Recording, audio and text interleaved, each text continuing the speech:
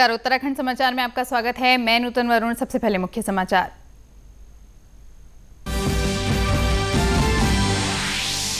विपक्ष के हंगामे के बीच आज संसद ने पारित किए कृषि सुधार विधेयक। कृषि मंत्री ने कहा, इन विधेयकों से किसानों के जीवन में आएगा क्रांतिकारी बदलाव। विधेयकों का न्यूनतम समर्थन मूल्य से कोई संबंध नहीं। राज्य में कल से लागू होंगी अनलॉक 4 की नई गाइडलाइंस। अब उत्तराखंड आने वाले हर व्यक्ति की बॉर्डर, रेलवे स्टेशन और एयरपोर्ट पर होगी थर्मल स्क्रीनिंग। क्वारंटीन की अवधि 14 से घटाकर 10 दिन की गई। मुख्यमंत्री त्रिवेंद्र सिंह रावत ने थानों में एग्री बिजनेस ग्रोथ सेंटर का किया लोकार्पण। कहा, राज्य में 100 से अधिक ग्रोथ सेंटरों को दी गई है स्वीकृति। हर न्याय पंचायत पर एक ग्रोथ सेंटर खोलने पर हो रहा काम।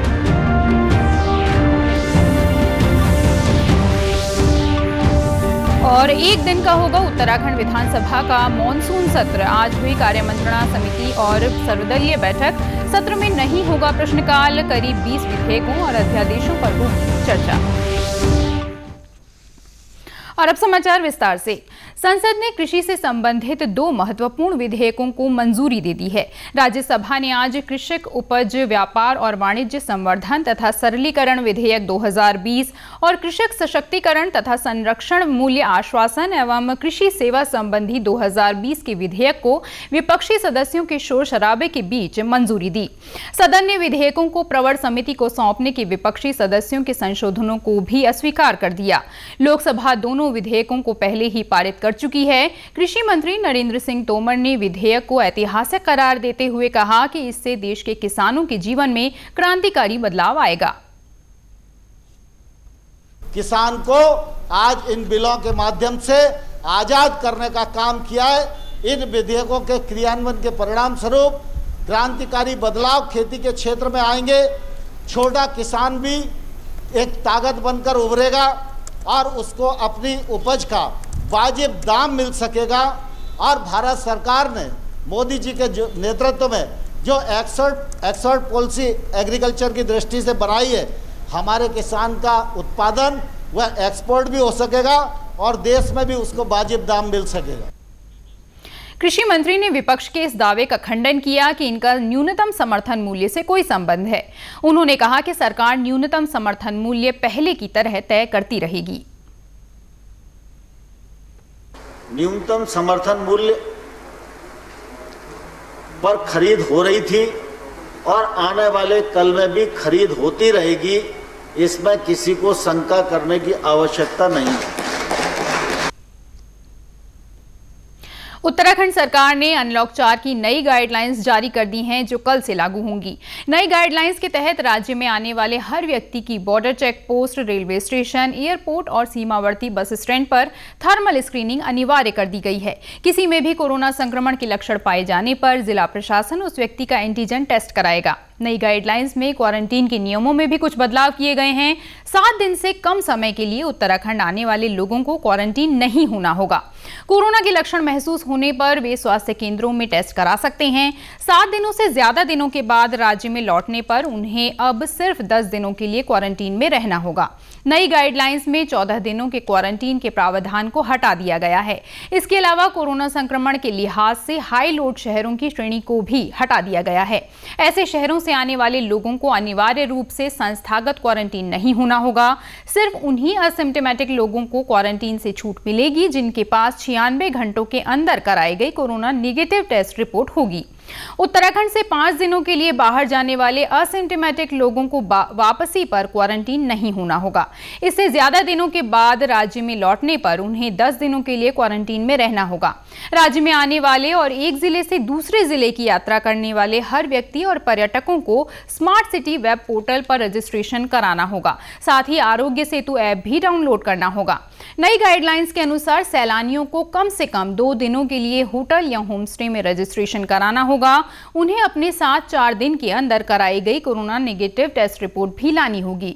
रिपोर्ट नहीं होने पर वे राज्य के बॉर्डर पोस्ट, रेलवे स्टेशन या एयरपोर्ट पर भुगतान करके अपना एंटीजन टेस्ट करा सकते हैं।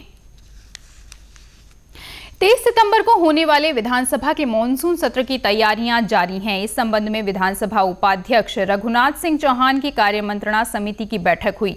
बैठक की जानकारी देते हुए विधानसभा उपाध्यक्ष ने बताया कि मॉनसून सत्र में प्रश्नकाल नहीं होगा और सत्र 1 दिन का होगा। सत्र में करीब 20 अध्यादेशों और विधेयकों को चर्चा में शामिल किया जाएगा। विधानसभा अध्यक्ष प्रेमचंद अग्रवाल के कोरोना पॉजिटिव होने के कारण विधानसभा उपाध्यक्ष ने कार्य मंत्रणा समिति और सर्वदलीय बैठक की अध्यक्षता की। और जानकारी मिली है, आज हमारे माननीय अध्यक्ष जी भी कोरोना पॉजिटिव हुए हैं, तो ये जिम्मेदारी मुझे मिली है और मैंने अभी बैठक हमारी कार्य मंत्रणा समिति की बैठक हुई है। उस बैठक में प्रश्नकाल नहीं होगा। सभी माननीय सदस्यों की सहमति है कि प्रश्नकाल नहीं होगा, इसलिए हमने ये सभी सदस्यों से निवेदन किया है कि हम जो है 1 दिन का जो सत्र होगा 1 दिन का सत्र होगा और आप सबका सहयोग हमें हमको चाहिए और सब लोगों ने सहमति दी है। वहीं राज्य में इस समय कोरोना संक्रमितों की संख्या 40,000 के पार हो गई है। शनिवार शाम जारी हेल्थ बुलेटिन के अनुसार कल 2078 लोगों में कोरोना संक्रमण की पुष्टि हुई है। कल देहरादून में सबसे ज्यादा 668 मामले सामने आए। प्रदेश में अब कोरोना संक्रमण के कुल 12,465 एक्टिव केस हैं। मुख्यमंत्री त्रिवेंद्र सिंह रावत ने कहा है कि राज्य में 100 से अधिक ग्रोथ सेंटरों को स्वीकृति दी जा चुकी है। सभी ग्रोथ सेंटर अलग अलग कॉन्सेप्ट पर तैयार किए जा रहे हैं। मुख्यमंत्री ने थानों में जलागम प्रबंधन विभाग की ओर से संचालित ग्राम्या 2 परियोजना के तहत स्थापित एग्री बिजनेस ग्रोथ सेंटर का लोकार्पण किया। इस मौके पर उन्होंने कहा कि राज्य सरकार हर न्याय पंचायत पर एक ग्रोथ सेंटर बनाने की दिशा में काम कर रही है। ये ग्रोथ सेंटर का जो हमारा कॉन्सेप्ट है, इस पर हम लंबे समय से इस पर हम लोग काम कर रहे थे। जब सरकार बनाई थी उसके कुछ दिनों बाद ही हमने इसकी शुरुआत करी थी। आज लगभग 100 से अधिक इस तरह के सेंटर जैसा यहाँ पर बना है, ऐसे ही 100 से अधिक सेंटरों को स्वीकृति दी है और काफ़ी अधिक जो सेंटर हैं उसमें वो आज प्रोडक्शन पर आ गए हैं। ये एक मॉडल है हमारे गाँव के लिए कि रूरल अर्थव्यवस्था गाँव में भी वो चीज़ बन सकती है जो हम इंडस्ट्रियल एरिया में जो चीज़ें बनती हैं, उसके लिए एक मॉडल के तौर पर ये ग्रोथ सेंटर हमने खड़े किए हैं। मैं नई जनरेशन से कहना चाहूँगा, विशेषकर युवाओं से, और जो जिनके पास तकनीक है, जो कुछ करना चाहते हैं, उनसे कहना चाहूँगा इस मॉडल को आप देखिए। मुख्यमंत्री ने कहा कि थानों क्षेत्र में कृषि योग्य भूमि काफी है। खेती का सदुपयोग करते हुए यहां कई ग्रोथ सेंटर बनाए जा सकते हैं।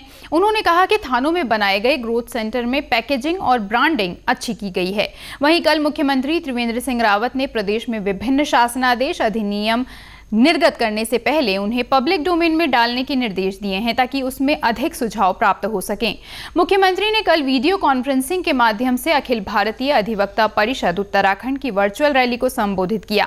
उन्होंने कहा कि देहरादून स्थित सभी कोर्ट एक ही परिसर में स्थापित करने के प्रयास किए जाएंगे।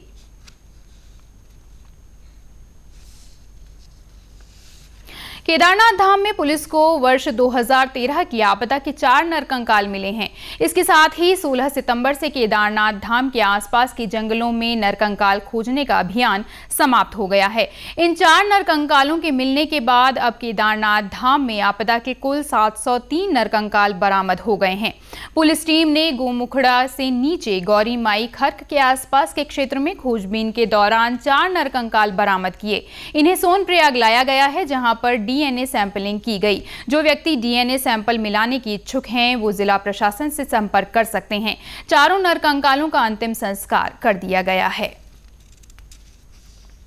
आईजी गढ़वाल महोदय के निर्देशानुसार आदेशानुसार ये 10 टीमों का गठन किया गया था और 10 टीमों को अलग अलग एरिया और ट्रैक रूट्स दिए गए थे। जो 2013 में केदारनाथ में आपदा आई है उसमें जो लगभग 3886 लोग जो लापता थे उनके खोजबीन के लिए, तो इसमें विगत वर्षों में 699 बरामदगी हो चुकी थी। तो इस बार हमारी एक टीम को, जो कि केदारनाथ से गरुण चट्टी, गौमुखड़ा, देव विष्णु होते हुए जो त्रिजुग नारायण वाला ट्रैक था, उसको 4 अस्थि अवशेष प्राप्त हुए। बॉडी बैग वो कैरी कर रहे थे, उनकी डीएनए सैंपलिंग हो गई है, उनका पंचायतनामा भर दिया गया है। इसके बाद विज्ञापन के माध्यम से इश्तेहार ये दिया जाएगा कि जो भी अगर डीएनए सैंपलिंग में अपनी डीएनए सैंपल मैच कराना चाहते हैं वो हमें संपर्क कर सकते हैं। चमोली जिले में पहली बार ऑर्किड फूल की दुर्लभ प्रजाति लिपारिस पिग्मिया पाई गई है। इस तरह की दुर्लभ प्रजाति पश्चिम हिमालय में पहली बार देखी गई है। चमोली जिले में 3800 मीटर की ऊंचाई पर सप्तकुंड ट्रैक पर इस फूल को देखा गया। ये फूल इससे पहले सिक्किम में 1877 और फिर बाद में पश्चिम बंगाल में 1896 में देखा गया था। रेंज अधिकारी हरीश नेगी का कहना है कि भारत में इस फूल की 48 प्रजातियां पाई जाती हैं, जिनमें से 10 उत्तराखंड में पहले से मौजूद हैं। सप्तकुंड ट्रैक में 3800 मीटर की ऊंचाई पर ट्रैक के नज़दीक हमें एक नया ऑर्किड मिला, जिसकी बाद में जांच कराने पर हमें पता चला कि यह लिपारिस पिग्मिया नाम का ऑर्किड है और इससे पहले ये पूर्वोत्तर में ही मिला था। पहली बार है कि इस समय हम वेस्टर्न हिमालय में हमको ये पहली बार देखने को मिला है। उत्तराखंड में पहली बार हुआ है। लिपारिस की हमारे पास जो है 48 प्रजातियाँ हैं, जिसमें से 10 प्रजातियां पहले से उत्तराखंड में विद्यमान है। इस तरह से ये 11वीं प्रजाति होगी लिपारिस की, जो हमको सप्तकुंड ट्रैक में मिली है। उत्तराखंड वन विभाग के अधिकारियों ने जून में इस दुर्लभ फूल के खिलने की पुष्टि की थी, जिसके बाद इसे जांच के लिए पुणे स्थित बॉटनिकल सर्वे ऑफ इंडिया में भेजा गया, जहां इस फूल के लिपारिस पिग्मिया होने की पुष्टि की गई। सर्वे के बाद ये पता चला कि यह जो ऑर्किड है यह लिपारिस जीनस का है। उसके बाद हमने इसको जो है इसकी स्पीसीज लेवल तक जो है इसका पता करने के लिए हमने जो है इसका जो ऑर्किड के एक्सपर्ट हैं बॉटनिकल सर्वे ऑफ पुणे में डॉक्टर जीवन जलाल सर के पास इसे भेजा सैंपल को, और उन्होंने इसकी लीक की जो है डायग्नोसिस करके ये कंफर्म किया कि ये ऑर्किड लिपारिस पिग्मिया है। वन अनुसंधान केंद्र की इस खोज को फ्रांस के प्रतिष्ठित जर्नल रिकॉर्डियाना में भी प्रकाशित किया गया है। भारतीय वनस्पति सर्वेक्षण पश्चिमी रीजनल सेंटर पुणे के डॉक्टर जीवन लाल जलाल का कहना है कि दुर्लभ प्रजाति का ये फूल जून महीने में 5 सेंटीमीटर तक खिलता है। पौड़ी जिले के ग्रामीण क्षेत्रों में इन दिनों बारिश के जल को संरक्षित करने का काम किया जा रहा है। जिले के चौबट्टा खाल तहसील के नाई गांव में ग्रामीण इन दिनों जल संरक्षण के लिए जलाशय का निर्माण कर रहे हैं। जल संरक्षण के प्रति ग्रामीणों को जागरूक करने वाले सामाजिक कार्यकर्ता सुधीर सुंदरियाल का कहना है कि इस मुहिम का उद्देश्य पहाड़ों का पानी पहाड़ों के लिए इस्तेमाल करना है।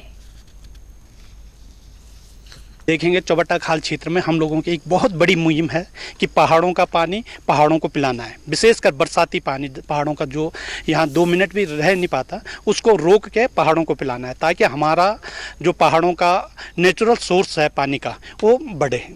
पहाड़ों का जो नेचुरल सोर्स है वो रिचार्ज हो पानी का। तो इस वजह से ये सारी मुहिम जो आप पिछले कई दिनों से देख रहे होंगे, जगह जगह ये एक केवल जो जलाशय ये पीछे हमारे दिख रहा है, ये केवल नाई जलाशय ही नहीं बन रहा है, बल्कि इस समय जगह जगह बीरों खाल ब्लॉक में, टिहरी में जगह जगह जलाशय बन रहे हैं। जल संरक्षण को लेकर ग्रामीणों में जागरूकता नजर आ रही है। उनका कहना है कि जल स्रोतों को रिचार्ज करने के लिए बरसात का पानी संरक्षित किया जाना चाहिए।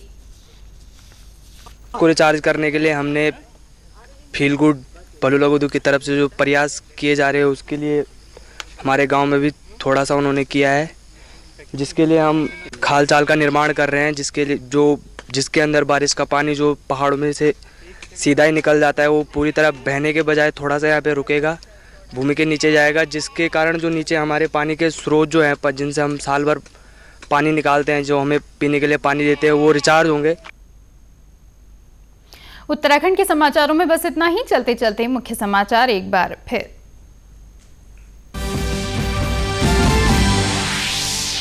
विपक्ष के हंगामे के बीच आज संसद ने पारित किए कृषि सुधार विधेयक। कृषि मंत्री ने कहा, इन विधेयकों से किसानों के जीवन में आएगा क्रांतिकारी बदलाव। विधेयकों का न्यूनतम समर्थन मूल्य से कोई संबंध नहीं।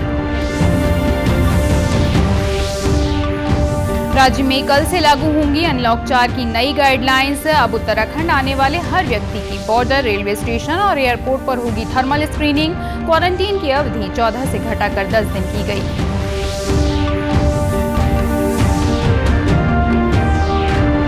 मुख्यमंत्री त्रिवेंद्र सिंह रावत ने थानों में एग्री बिजनेस ग्रोथ सेंटर का किया लोकार्पण। कहा, राज्य में 100 से अधिक ग्रोथ सेंटरों को दी गई है स्वीकृति। हर न्याय पंचायत पर एक ग्रोथ सेंटर खोलने पर हो रहा काम।